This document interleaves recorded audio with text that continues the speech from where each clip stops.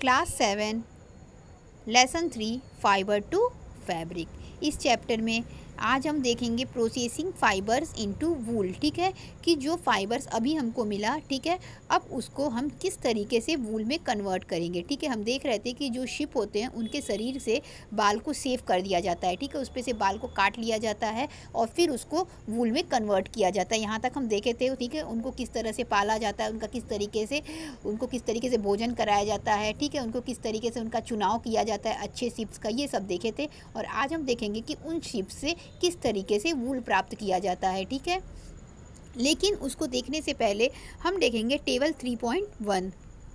ठीक है, तो चलिए पहले टेबल 3.1 देख लेते हैं, उसके बाद हम इस टॉपिक को आगे प्रोसीड करते हैं। देखिए इसमें क्या दिया हुआ है। यहाँ दिया है नेम ऑफ ब्रीड, यानी कि यहाँ पे शिप की प्रजाति का नाम दिया हुआ है। क्वालिटी ऑफ वूल, वो किस तरह के क्वालिटी का वूल देते हैं। ठीक, और वो किस स्टेट में पाए जाते हैं, कौन से राज्य में पाए जाते हैं हमारी कंट्री में। सबसे पहला है लोही। ठीक है, लोही का जो वूल होता है वो गुड क्वालिटी का होता है, अच्छी क्वालिटी का होता है, और ये राजस्थान और पंजाब में पाया जाता है। सेकंड है रामपुर बुशेयर। ठीक है, ये किस तरीके का वूल देते हैं, ये ब्राउन कलर का फ्लीस होता है, यानी इनके जो बाल होते हैं, हेयर होते हैं, वो ब्राउन कलर के होते हैं। ठीक है, और साथ ही साथ ये पाया जाता है उत्तर प्रदेश और हिमाचल प्रदेश में। अगला है नाली। ठीक है, नली देखिए कहाँ पर होता है, ये देखिए, ये देते हैं कारपेट वूल। ठीक है, इनकी जो क्वालिटी होती है वो कारपेट वूल की होती है। ठीक है, तो इनके वूल का काम ज़्यादातर किया जाता है कारपेट्स को बनाने में। ठीक है, कारपेट वूल इनके बॉडी से मिलता है, जो हेयर उससे कारपेट वूल मिलता है। ठीक है, जो इनकी क्वालिटी होती है वो कारपेट वूल की होती है, और ये मिलता है राजस्थान, हरियाणा और पंजाब में, इस तरह की ब्रीड वाले शिप। आगे दिया है भाखरवाल, ये होता है फॉर उलन शॉल, यानी इनकी जो क्वालिटी होती है वूल की, ऊन की, वो शॉल बनाने के लिए यूज़ की जाती है, और ये पाए जाते हैं जम्मू और कश्मीर में। इसके बाद दिया है फिफ्थ मारवाड़ी। मारवाड़ी जो है वो कोर्स वूल, यानी कोर्स मतलब कठोर ऊन होता है। ठीक है, यानी कड़ा वाला ऊन होता है, और ये पाया जाता है गुजरात में। ठीक, इसके बाद दिया है पाटनवाड़ी।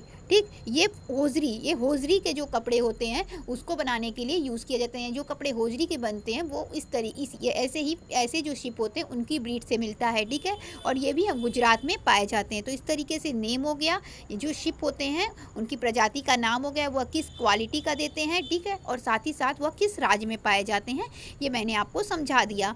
अब हम देखते हैं प्रोसेसिंग फाइबर इनटू ऊल। जो फाइबर होते हैं उनको किस तरीके से प्रोसेस किया जाता है ऊल बनाने के लिए, धागे बनाने के, जो भी रेसे इनके शरीर से मिल रहे हैं, शिप के शरीर से, उसको किस तरीके से प्रोसेसिंग किया जाता है, उस पर क्या प्रक्रिया किया जाती है कि हमको उसके बदले ऊल मिलता है। चलिए स्टार्ट करते हैं, इसे हम स्टेप वाइज देखेंगे। ठीक है, तो चलिए शुरू करते हैं इसको।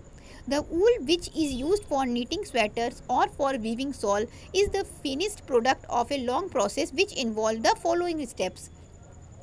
जो ऊल हमें मिलता है स्वेटर बुनने के लिए, या फिर जो भी शॉल हमें मिलती है, वह सभी जो एक स्टेप होता है, ठीक है, जो फाइबर से ऊन बनाने का स्टेप होता है, उसका ये फाइनल प्रोडक्ट होता है। ठीक है, यानी कि जब शिप के बाल से जो ऊन तैयार किया जाता है, उसके बाद जो स्वेटर हमें मिल जाता है, वह इस पूरे प्रोसेस का एक फाइनल स्टेप होता है, जिसमें यह निम्न स्टेप्स इन्वॉल्व होते हैं, जिसे हम 1 by 1 देखेंगे। जिसमें हम देखते हैं सबसे पहले स्टेप 1 को। The fleece of the ship along with thin hair of skin is removed from its body। ठीक है, सबसे पहले क्या किया जाता है, जो शिप की बॉडी पे हेयर होता है, ठीक है, शिप के बॉडी जो होती है उस पे जो हेयर रहेगा, उस हेयर के साथ एक पतली त्वचा भी रहेगी, बहुत पतली सी त्वचा होती है, उसको रिमूव कर दिया जाता है, जैसे कि फिगर यहाँ पे दिखाया जा रहा है। ठीक है, ये देखिए, इसके बॉडी से हेयर हटाया जा रहा है। ठीक है, तो ये शेयरिंग किया जा रहा है। अभी और मैं आपको इसको समझाती हूँ, शेयरिंग आप अच्छे से समझ पाएंगे यहाँ पे। इसी प्रोसेस को शेयरिंग कहा जाता है, यानी कि जब शिप की बॉडी पर से हेयर रिमूव किया जाता है, ठीक, उनकी स्किन की एक पतली परत के साथ, तो उसे ही कहते हैं शेयरिंग। ठीक है, the process is called shearing. Machine similar to those used by barber are used to shave off hair. ठीक है, जो भी मशीन यूज़ किया जाता है इनकी बॉडी पर से हेयर्स को हटाने के लिए, वो उसी तरीके से होता है जैसा कि नाई की दुकान पे देखने को मिलता है। ठीक है, जैसे नाई की दुकान पे ट्रिमर्स वगैरह हमें देखने को मिल जाता है, उसी तरीके का मशीन यूज़ किया जाता है इनके बॉडी पर से हेयर्स को रिमूव करने के लिए। Usually hairs are remove during the hot weather. प्रायः क्या किया जाता है कि जो इनके बाल होते हैं इनको गर्मियों के मौसम में हटाते हैं, क्योंकि गर्मी के मौसम में क्या होता है कि उस बाल को हटा देने से इनको कोई नुकसान नहीं पहुंचता है। अगर हम ठंडी में उसको हटाएंगे तो हो सकता है कि वह शिप सर्वाइव ना कर पाए, क्योंकि वो हेयर उनको गर्म रखता है, और जब हेयर हट जाएगा तो हो सकता है शिप सर्वाइव ना कर पाए। इसलिए गर्मी की मौसम में अगर उनके शरीर पर से हेयर हटा भी दिया जाता है तो उनको ज़्यादा दिक्कत महसूस नहीं होता है। आगे देखिए, this enable sheep to survive without their protective coat of hair. यही चीज़ दिया हुआ है कि अगर गर्मी के दिन में उसको उनके शरीर पर से हेयर को हटा भी दिया जाता है तो उनको सर्वाइव करने में, जीवित रहने में दिक्कत नहीं होती है। अगर ठंडियों में ऐसा किया जाएगा तो हो सकता है उनको ठंड लग जाए और ठंड की वजह से हो सकता है वह जीवित न बचें। The hair provide woollen fibres. ये जो हेयर्स है ये वुलन फाइबर देते हैं, ऊनी रेसे देते हैं। Woollen fibre is are then processed to obtain woollen yarn. उसके बाद इस वुलन फाइबर को प्रोसेस किया जाता है और वुलन यार्न बनता है, यानी वुलन धागा बनता है। ठीक है, woollen shearing does not hurt the sheep as just it does not hurt when you cut hair और your father saves his beard. ठीक है, शेयरिंग जो है उससे शिप को कोई नुकसान नहीं पहुंचता है। शेयरिंग एक जस्ट उसी तरीके का सिमिलर प्रोसेस है जैसे हम अपने हेयर को कट करते हैं। ठीक है, या फिर जब हम अपने हेयर को कट कराते हैं या जब हम अपने नाखून को काटते हैं तो क्या हमें कोई पेन होता है? नहीं होता है ना। तो जो शेयरिंग होता है फिश का वो भी सेम ऐसा ही प्रोसेस है। शेयरिंग के प्रोसेस में भी शिप को कुछ भी पेन नहीं होता है। ठीक है, जब उनके शरीर पर से बाल हटाया जाता है तो उनको महसूस नहीं होता है, उनको दर्द महसूस नहीं होता है। ठीक है, वो उसी तरीके का प्रोसेस होता है जैसा कि हम अपने बाल कटवाते हो या फिर हमारे फादर जो हैं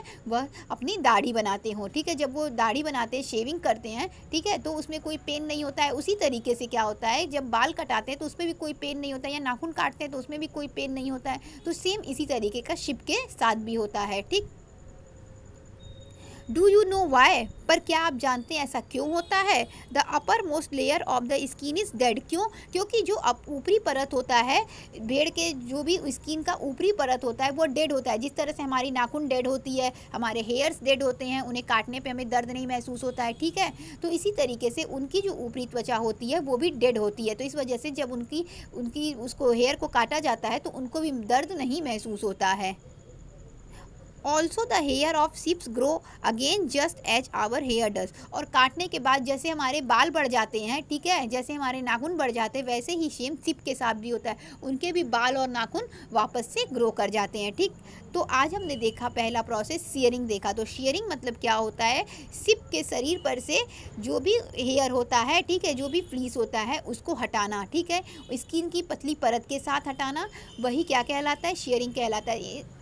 और आप इसको शॉर्ट में ऐसे समझ सकते हैं कि शेयरिंग वह प्रोसेस है जिसमें शिप के शरीर पर से हेयर्स को रिमूव किया जाता है, शेविंग करके उसे हटाया जाता है। ठीक, तो अब हम इसके बाद देखेंगे सेकेंड स्टेप को, जिसको हम नेक्स्ट वीडियो में कवर करेंगे। आज के लिए बस इतना ही। Thank you so much.